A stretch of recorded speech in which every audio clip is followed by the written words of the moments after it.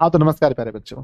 बिहार के लाखों छात्र मेरे ऊपर विश्वास करते हैं। आप सभी लोग चैनल से जुड़े हुए हैं। बहुत ज़्यादा उम्मीद के साथ कमेंट करते हैं कि महोदय आप हमें बताइए कि हमारे बुक में से ऐसे तो हर चैप्टर इंपॉर्टेंट है, पर सबसे ज़्यादा इंपॉर्टेंट चैप्टर कौन-सा है?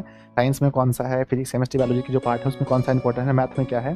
तो हम इस वीडियो में आपको पूरा बताने वाले हैं कि आपके हर बुक में सबसे महत्वपूर्ण चैप्टर कौन-सा है, जिसका हर चीज़ आपको ऑब्जेक्टिव, लघुत्तरे, दीर्घोत्तरे ये सब आपका तैयारी होना चाहिए। आइए हम लोग स्टार्ट करते हैं और सबसे लास्ट में मैथ का है, तो ज़रूर आप लोग पूरा देखिएगा अच्छे से, है ना? और मुझे पता है कि इसे लाखों बच्चे देखेंगे, तो आप लोग दोस्तों में शेयर ज़रूर कीजिएगा प्लीज़, ताकि उनका भी भलाई हो जाए, है ना? और अगर आप चैनल पर पहली बार आएँ तो चैनल को सब्सक्राइब कर लीजिएगा, ताकि ऐसी वीडियोज़ आपको मिलती रहें। ठीक है? तो महत्वपूर्ण चैप्टर देखते हैं सबसे पहले। आप लोग का आता है कि अगर आप फिजिक्स पढ़ते हैं तो इसमें कौन-सा चैप्टर सबसे महत्वपूर्ण है? तो देखेंगे फिजिक्स में अगर सबसे इंपॉर्टेंट चैप्टर है तो वो है प्रकाश का परावर्तन और दूसरा है विद्युत धारा। हम एक बार फिर से कहते हैं सब चैप्टर इंपॉर्टेंट है, लेकिन ये दोनों चैप्टर सबसे ज़्यादा इंपॉर्टेंट है। जितने भी अधिक से अधिक सवाल यहाँ से और यहाँ से बनते हैं, ठीक है ना? फिजिक्स में देखा आपने। दूसरा ये आता है कि बायोलॉजी में अगर देखेंगे तो सबसे ज़्यादा सवाल जो बनते हैं वो हमारे जैव प्रक्रम से और दूसरा आता है जनन से।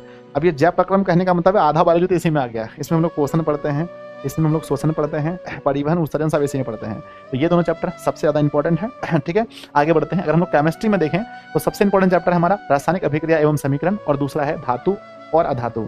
अगर मैं धातु को अगर रिप्लेस करना चाहूँगा तो इसके जगह पर क्या हो सकता है? इसके जगह पर हो सकता है कार्बन चैप्टर, ठीक है ना? तो ये दोनों सबसे ज़्यादा इंपॉर्टेंट है। इसके बाद अगर कोई इंपॉर्टेंट है तो वो है कार्बन चैप्टर, ठीक है ना? ये हो गया ना? तो इन दोनों चैप्टर को बहुत सुंदर तरीके से पढ़ लीजिएगा। आइए, बहुत आप लोग के अंदर एक्साइटमेंट है जानने का कि हर बुक का हमें जानना है सर। आइए जान लीजिए, ठीक है ना? हिस्ट्री में सबसे इंपॉर्टेंट चैप्टर कौन सा है? तो पहला और चौथा। पहला है भारत में राष्ट्रवाद, यूरोप में राष्ट्रवाद, और चौथा है भारत में राष्ट्रवाद, ठीक है? लगभग हिस्ट्री के 70% सवाल जो हैं वो यही दोनों चैप्टर से बनते हैं। तो आप इन दोनों चैप्टर को बहुत अच्छे से ध्यान देंगे, चाहे ऑब्जेक्टिव, लघुत्तरीय, दीर्घोत्तरीय।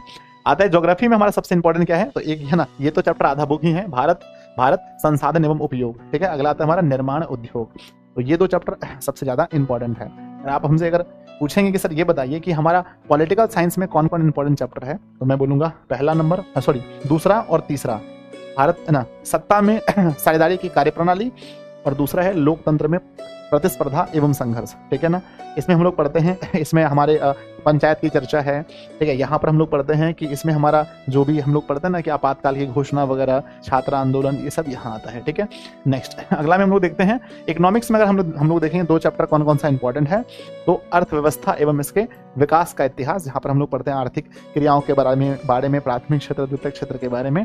और नेक्स्ट है मुद्रा, बचत एवं साख, यहाँ पर मुद्रा के बारे में। अगर आप पूछेंगे सर इसको हम लोग रिप्लेस करना चाहे तो इसके जगह पर चैप्टर नंबर दूसरा आ सकता है ना? दूसरा नहीं तो ये दोनों इंपॉर्टेंट है मेरे अनुसार से। ये चैप्टर 1 और 3 बहुत इंपॉर्टेंट है, इसको आप लोग विशेष ध्यान, जो इंपॉर्टेंट बता रहे हैं उसको आप लोग विशेष ध्यान देना है, ठीक है? अब सबका मन कर रहा है सर मैथ का जानने के लिए, ठीक है? आगे बढ़ते हैं। नेक्स्ट, अगर आप लोग हिंदी वाले हैं तो हिंदी में ऐसे सब चैप्टर से सवाल बराबर आते हैं, लेकिन अगर आप हिंदी में देखें तो वर्णिका बुक को आराम से पढ़ लीजिए, हल्का भी है, आसान भी है, नंबर यहाँ से ज़्यादा आता है, ठीक है? नेक्स्ट देखते हैं हिंदी व्याकरण में कौन सा ऐसा टॉपिक है जिसको पढ़ करके आप एग्जाम में लगभग 30% ना 30 से 40% क्वेश्चन सॉल्व कर सकते हैं। वो है हमारा संधि समास, उपसर्ग प्रत्यय। संधि समास, उपसर्ग प्रत्यय, ये 4 टॉपिक है, या ऐसे 2 कह लें, संधि समास एक को मान लें, इसको एक मान लें, ठीक है?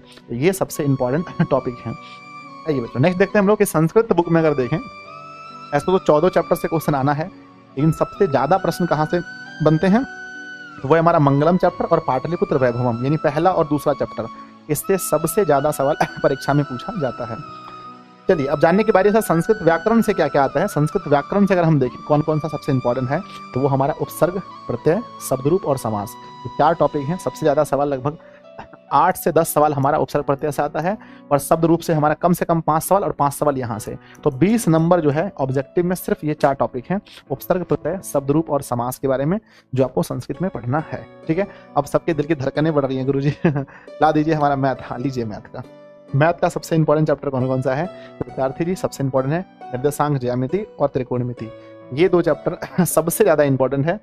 और आप मुझसे पूछेंगे तो एपी और सांख्यिकी, ये 4 चैप्टर हैं जिससे आपके एग्जाम में 100 ऑब्जेक्टिव में से लगभग प्यारे बच्चों, कम से कम हम बात करते हैं कि 50+ ऑब्जेक्टिव सिर्फ ये 4 चैप्टर से ही रहेंगे इस बार एग्जाम में, आप देख सकते हैं, ठीक है? तो आप लोग अब इन चैप्टरों को बहुत अच्छे से पढ़ लीजिए, इन पर थोड़ा विशेष ध्यान दीजिएगा।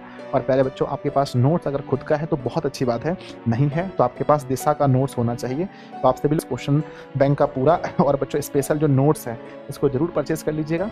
199 फीस है, जो छात्र अगर नए हैं तो उसके लिए ये चीज़ है। ठीक है। और ये वीडियो कैसा लगा आप लोग ज़रूर बताइएगा, मुझे कमेंट बॉक्स में बताइएगा कि आपको और किस टॉपिक पर वीडियो चाहिए, अगर ऐसी वीडियो चाहिए तो, है ना। और चैनल पर पहली बार सब्सक्राइब कीजिए। धन्यवाद दोस्तों।